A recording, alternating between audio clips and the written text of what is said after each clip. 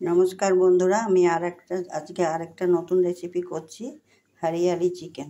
তার জন্য আমার এখানে 1 কিলো চিকেন, একটু গোলমরিচ, একটু নুন, সামান্য একটু হলুদ দিয়ে মেখে রেখেছি 3-4 ঘন্টা আগে। আর লাগবে আমার এতে একদম সরু সরু করে কাটা পেঁয়াজ কুচি, রসুন কুচি, আর এইটাকে ধনেটাকে আধ ঘন্টা আগে ভিজিয়ে রেখেছিলাম, তাকে বেটে ছেঁকে নিয়েছি। একটু টক দই দেব, এখানে ধনে পাতা বেটে রেখেছি, এখানে পুদিনা পাতা বাটা আছে, এখানে কাঁচা লঙ্কা 10-12টা কাঁচা লঙ্কা আছে, আর তার সাথে আদা আছে বাটা। আর এইটা হচ্ছে ধনে পাতার রুটগুলো, সেই রুটগুলো বেটে দিয়েছি, ওতে ভালো সেন্ট আসে। আর লাগবে ওই ধনে গুঁড়ো করেছি, তার ওই ছিবড়া একটু নিয়েছি, আর গোটা গরম মশলার মধ্যে এলাচ আর লবঙ্গ, নুন পরিমাণ মতন, আর গোলমরিচ গুঁড়ো দিয়ে আমি এখন তেলের মধ্যে গরম মশলাটা দিয়ে দেব। তেলের মধ্যে সর্ষের তেলই নিয়েছি, আপনারা চাইলে সাদা তেলও করতে পারেন। তার মধ্যে আমি গ্রেট করা ওই পেঁয়াজ কুচিগুলো দিয়ে দেব।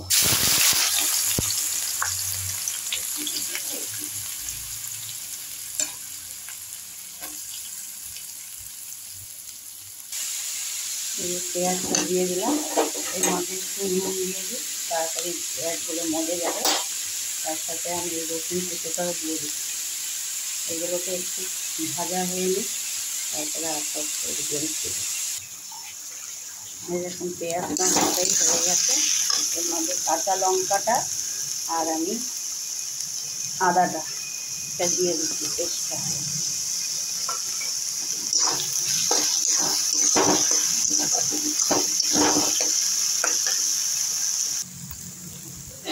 আদা রসুন লঙ্কা সব একটু ভাজা হয়ে গেছে, এবার আমি চিকেনটা দিয়ে দিচ্ছি।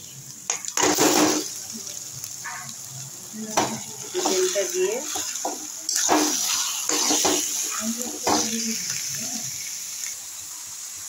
এই ধনের বাটাটা একটু রেখেছিলাম, সেটা দিয়ে দিচ্ছি। এর মধ্যে আর কোনো মশলা পড়বে না, লাস্টে একটু গরম মশলা দিয়ে দিল, আর এই জিরে বাটা জলটা দিয়ে দিলাম।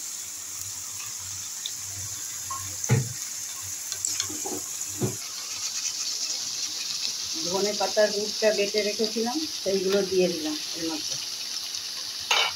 একটু টক দইটাও দিয়ে দিলাম, একটু নুন দিয়ে ফেটিয়ে রেখেছি, টক দই আর কিছু নেই দিয়ে এবার নাড়াচাড়া করে এটাকে ঢাকা দিয়ে দিই। দেখুন, এটা মাংস থেকে তেল ছেড়ে গেছে, পুরো কুক হয়ে গেছে, আর এগুলোর মাংস সেদ্ধ হয়ে গেছে। আমি এখন সব একে একে একটু ব্যালেন্সের জন্য চিনি দিলাম, অল্প একটু, যে না চাইলে নাও দিতে পারে, আর একটু গোলমরিচের গুঁড়ো দিলাম। এবার পুদিনা পাতাটা দিয়ে দিলাম, এবার ধনে পাতা বাটাটাও দিয়ে দিলাম। দিয়ে আমি বেশি কুক করব না, নাহলে এটা কালার চেঞ্জ হয়ে যাবে। এই দেখুন, আমার হরিয়ালি চিকেন হয়ে গেছে।